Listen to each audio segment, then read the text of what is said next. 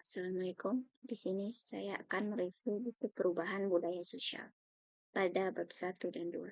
Di bab 1, buku ini dibuka dengan pemahaman bahwa perubahan sosial itu niscaya. Manusia sebagai makhluk sosial tidak pernah berhenti bergerak, dan pergerakan itulah yang memicu perubahan. Apa itu perubahan sosial? Perubahan sosial itu tentang berubahnya struktur masyarakat dan pola budaya. Misalnya, hubungan antar individu, norma yang berlaku, atau sistem lembaga kemasyarakatan. Yang menarik dalam bab 1 ini, penulis menekankan bahwa susah untuk memisahkan perubahan sosial dan perubahan budaya.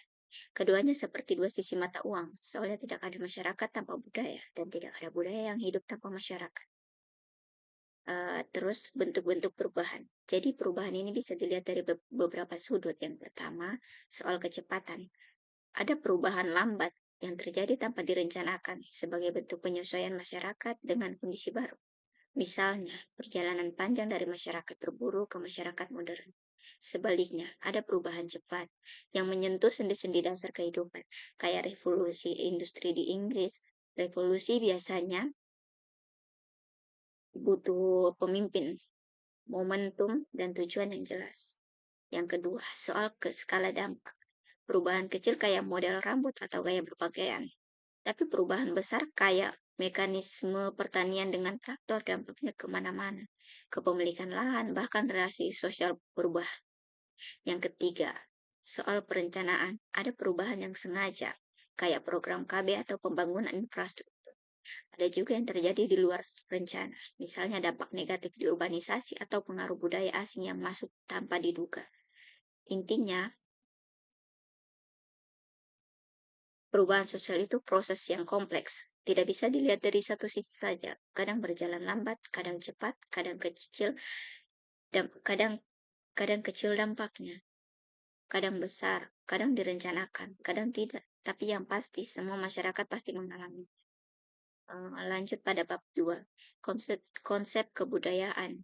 Kalau berbicara soal perubahan sosial, tidak afdol rasanya tanpa mengerti dulu apa itu kebudayaan. Bab ini menjelaskan bahwa manusia dan budaya itu seperti dua hal yang saling membutuhkan. Manusia menciptakan budaya dan budaya membentuk cara manusia berpikir dan bertindak. Apa itu kebudayaan? Secara sederhana, kebudayaan adalah hasil cipta, rasa, dan karsa manusia yang dipelajari, bukan bawaan lahir. Bedanya sama hewan, manusia bisa mengolah makanannya, punya aturan, bikin karya seni, dan semuanya itu diwariskan turun-temurun lewat proses belajar. Ciri-ciri kebudayaan. Ada beberapa ciri yang perlu dicatat. Yang pertama, budaya itu dipelajari, tidak dibawa sejak tidak bawaan dari lahir. Kedua, diwariskan dari generasi ke generasi. Ketiga, milik bersama, bukan individu. Yang keempat, simbolik, artinya selalu ada makna di balik setiap wujudnya. Kelima, dinamis, selalu berubah. Dan keenam, terintegrasi.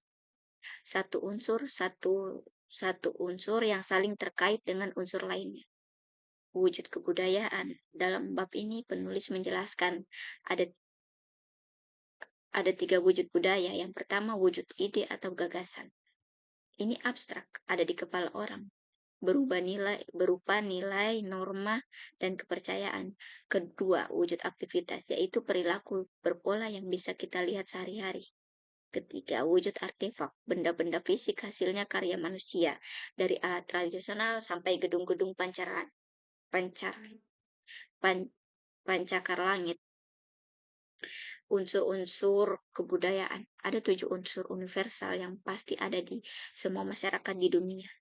Bahasa, sistem pengetahuan, organisasi sosial, sistem peralatan hidup, mata pencarian, religi, dan kesenian. Tiap unsur ini bisa diwujudkan dalam bentuk ide, aktivitas, maupun benda fisik.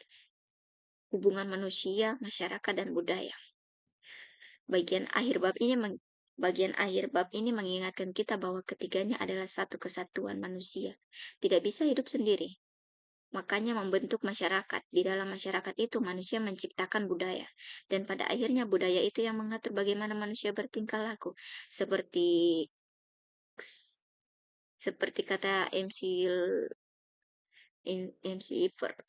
Lever. Manusia dijerat jaring. Dijerat jaring-jaring yang dirajutnya sendiri. Jaring itu adalah budaya. Kebudayaan itu bukan cuma soal tarian atau upacara adat. Lebih dari itu, budaya adalah sistem nilai dan norma yang jadi pegangan hidup. Makanya kalau kita ngomongin perubahan sosial, kita otomatis ngomongin perubahan budaya. Dua hal ini nggak bisa dipisahkan. Kesimpulan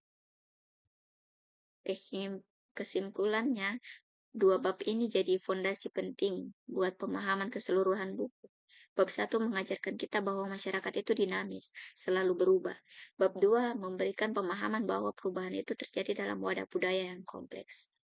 Jadi, untuk memahami perubahan sosial, kita harus lihat dari dua sisi, apa yang berubah dari struktur masyarakat, dan bagaimana itu mempengaruhi atau dipengaruhi oleh sistem budaya yang ada. Sekian dari saya. Wassalamualaikum warahmatullahi wabarakatuh.